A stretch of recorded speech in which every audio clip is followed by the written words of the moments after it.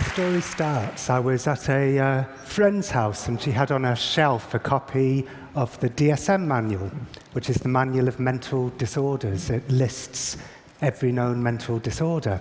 And it used to be, back in the 50s, a very slim pamphlet, and then it got bigger and bigger and bigger, and now it's 886 pages long, and it lists currently 374 mental disorders.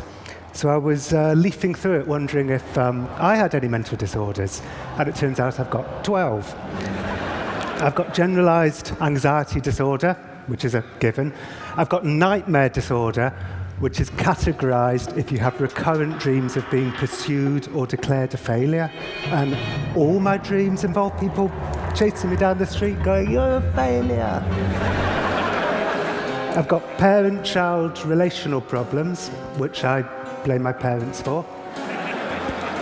I'm kidding. I'm not kidding. I'm kidding. And I've got malingering. And I think it's actually quite rare to have both malingering and generalized anxiety disorder, because malingering tends to make me feel very anxious. Anyway, I was looking through this book wondering if I was much crazier than I thought I was, or maybe it's not a good idea to diagnose yourself with a mental disorder if you're not a trained professional, or maybe the psychiatry profession has a kind of strange desire to label what's essentially normal human behavior as a mental disorder. I didn't know which of these things was true, but I thought it was kind of interesting, and I thought maybe I should meet a critic of psychiatry to get their view, which is how I ended up having lunch with the Scientologists. It was a man called Brian, who runs a crack team of Scientologists who are determined to destroy psychiatry wherever it lies. They're called the CCHR. And I said to him, can you prove to me that psychiatry is a pseudoscience that can't be trusted? And he said, yes, we can prove it to you. And I said, how? And he said, we can introduce you to Tony. And I said, who's Tony? And he said, Tony's in Broadmoor. Now, Broadmoor is Broadmoor Hospital. It used to be known as the Broadmoor Asylum for the Criminally Insane. It's where they send the serial killers and the people who can't help themselves. And I said to Brian, well, what did Tony do? And he said, hardly anything. He beat someone up or something, and he decided to fake madness to get out of a prison sentence. But he faked it too well, and now he's stuck in Broadmoor, and nobody will believe he's sane. Do you want us to try and get you into Broadmoor to meet Tony? So I said, yes, please. So I got the train to Broadmoor. I began to yawn uncontrollably around Kempton Park, which apparently is what dogs also do when anxious. They yawn uncontrollably. And we got to Broadmoor, and I got taken through gate after gate after gate after gate into the wellness centre, which is where you get to meet the patients. It looks like a giant Hampton Inn. It's all peach and pine and calming colours, and the only bold colours are the reds of the panic buttons. And the patients started drifting in, and they were quite overweight and wearing sweatpants and quite docile looking, and Brian, the Scientologist, whispered to me, they're medicated, which to the Scientologist is like the worst evil in the world, but I'm thinking it's probably a good idea. And then Brian said, here's Tony. And a man was walking in, and he wasn't overweight. He was in very good physical shape, and he wasn't wearing sweatpants. He was wearing a pinstripe suit, and he had his arm outstretched like someone out of The Apprentice. He looked like a man who wanted to wear an outfit that would convince me that he was very sane. And he sat down, and I said, so is it true that you faked your way in here? And he said, yep, absolutely. I beat someone up when I was 17, and I was in prison awaiting trial, and my cellmate said to me, you know what you have to do? Fake madness. Tell him you're mad, you'll get sent to some cushy hospital, nurses will bring you pizzas, you'll have your own PlayStation. So I said, well, how did you do it? He said, well, I asked to see the prison psychiatrist, and I'd just seen a film called Crash, in which people get sexual pleasure from crashing cars into walls. So I said to the psychiatrist, I get sexual pleasure from crashing cars into walls. And I said, what else? He said, oh yeah, I told the psychiatrist that I wanted to watch women as they died because it would make me feel more normal. And I said, where'd you get that from? He said, oh, from a biography of Ted Bundy that they had in the prison library. Anyway, he faked madness too well, he said, and they didn't send him to some cushy hospital. They sent him to Broadmoor. And the minute he got there, he said he took one look at the place, asked to see the psychiatrist, said, there's been a terrible misunderstanding. I'm not mentally ill. I said, how long have you been here for? He said, well, if I'd just done my time in prison for the original crime, I'd have got 5 years. I've been in Broadmoor for 12 years. Tony said that it's a lot harder to convince people you're sane than it is to convince them you're crazy. He said, I thought the best way to seem normal would be to talk to people normally about normal things like football and what's on TV. I subscribed to New Scientist, and recently they had an article about how the US Army was training bumblebees to sniff out explosives. So I said to a nurse, did you know that the US Army's training bumblebees to sniff out explosives? When I read my medical notes, I saw they'd written, believes bees can sniff out explosives. He said, you know, they're always looking out for non-verbal clues to my mental state, but how do you sit in a sane way? How do you cross your legs in a sane way? It's just impossible. You know, when Tony said that to me, I thought to myself, am I sitting like a journalist? Am I crossing my legs like a journalist? He said, you know, I've got the Stockwell Strangler on one side of me, and I've got the tiptoe through the tulips rapist on the other side of me. So I tend to stay in my room a lot because I find them quite frightening. And they take that as a sign of madness. They say it proves that I'm aloof and grandiose. So only in Broadmoor would not wanting to hang out with serial killers be a sign of madness. Anyway, he seemed completely normal to me, but what did I know?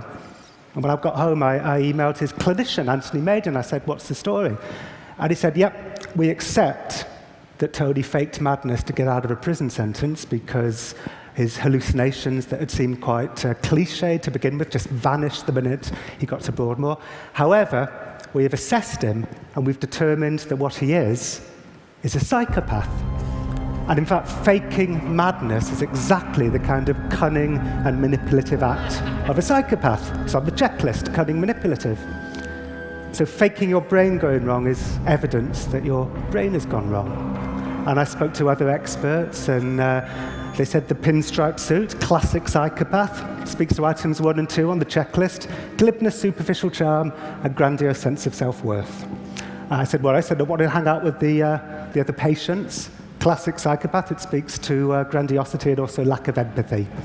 So all the things that had seemed most normal about Tony was evidence, according to his clinician, that he was mad in this new way. He was a psychopath.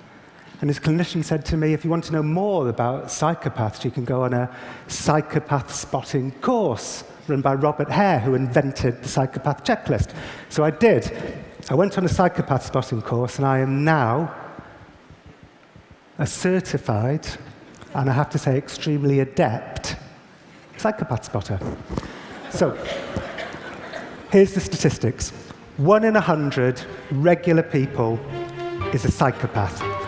So there's 1,500 people in this room. 15 of you are psychopaths.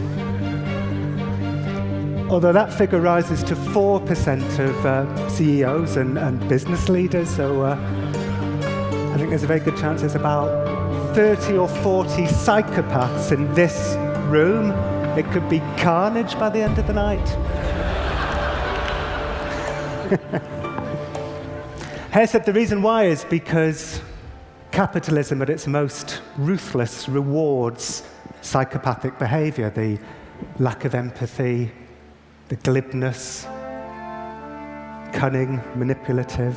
In fact, capitalism, perhaps at its most remorseless, is a physical manifestation of psychopathy. It's like a form of psychopathy that's come down to affect us all. And Hare said to me, you know what, forget about some guy at Broadmoor who may or may not have faked madness. Who cares? That's not a big story. The big story, he said, is corporate psychopathy.